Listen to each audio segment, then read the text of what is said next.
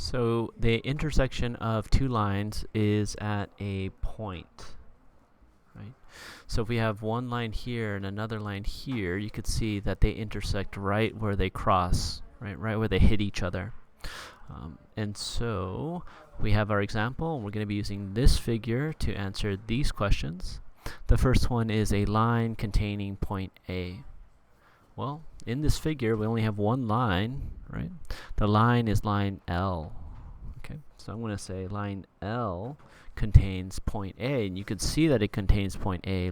Point A is sitting on the line. But we can also refer to this line using a different name, right? We can go ahead and say line AB, like so. But we could also say line AC, because AC are 2 points on the line. We can also say BC.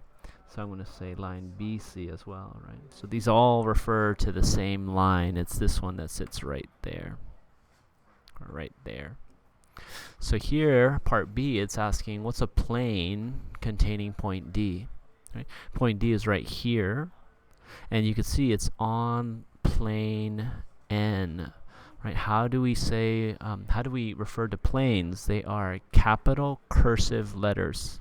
Capital cursive letters. So this is N. Oh, so my cursive is really bad, but let me try that again, like that.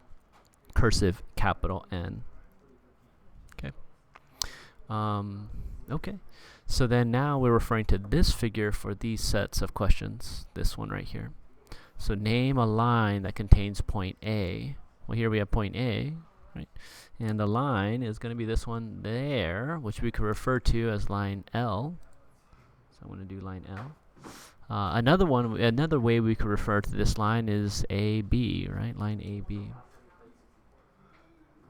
Another one is line AC, right? So let's do that, AC. And then we can also say BC, so let's do that, BC. So these are all referring to the same line, and it's the line that contains point A. What's another name for line M? Well, line M is here, right? Lowercase cursive, and it's that one there. And another name would be BD, right? 2 points that are on the line. So we go to BD like so. Name a point that is not on AC. So here's AC. And you can see we have 2 points that are not on AC. We have point E and we have point D, right? So I'm going to say point E and D. What's another name for line L? Well, here's line L. And we actually exhausted all the names. They're all up here for question number 1. So I'm going to go ahead and put a line right there with a little arrow. Okay, we already answered that question. Name a point not on line L or M. So not on L and not on M either. So the only point that's left over would be this one here. It'd be point E. So I'm going to just put an E right there, capitalized E. Now here is draw and label a figure for each relationship.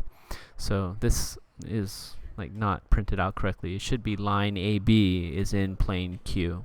Okay, line AB is in plane Q. So how can we do that? Well, we need to draw plane Q first of all. So I'm going to draw my skewed parallelogram. I'm going to put my cursive Q right there.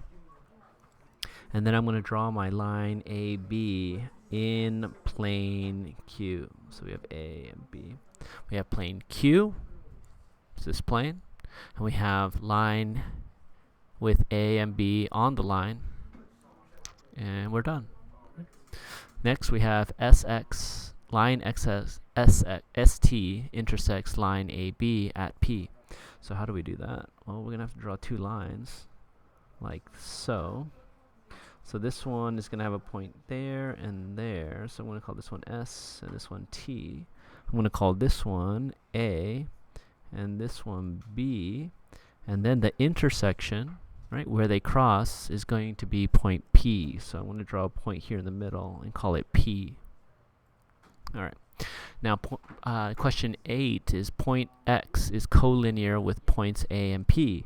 So if they're collinear with points A and P, that means that A and P must form a line, and X is on that same line. So it'd be something like this. Here's A, here's P, and X is on that same line. They are all collinear. They are all together on the same line. Next, we have point Y is not collinear with points T and P. Not collinear. So if it's not collinear, that means that P and T must be collinear, right? So they're going to be a line between P and T. And then point Y is not. So we're going to put it here on the side and put a capital Y there. Point Y is not on line PT. Lastly, we have line L contains X and Y. So here we have a line L and contains point X and Y. So that means X is going to be on the line and Y is also going to be on the line.